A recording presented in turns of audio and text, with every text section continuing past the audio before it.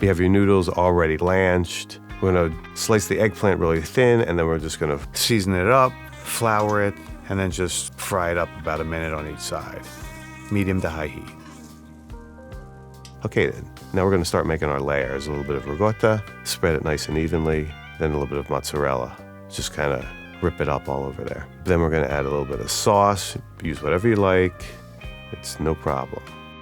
Yeah, that looks good. A little bit of Reggiano cheese. Always Reggiano I use. And then the eggplant. We're just gonna layer them, one layer.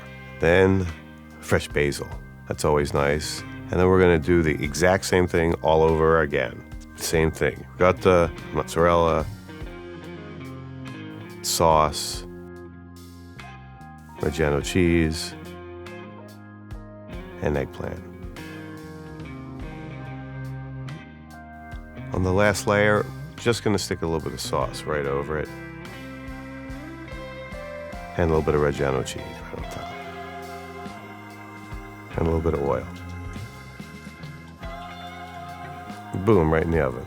It's ready after about 8 or 9 minutes. Just use a spatula. It ought to be oozing out everywhere really nice, right on the plate, and then that's it.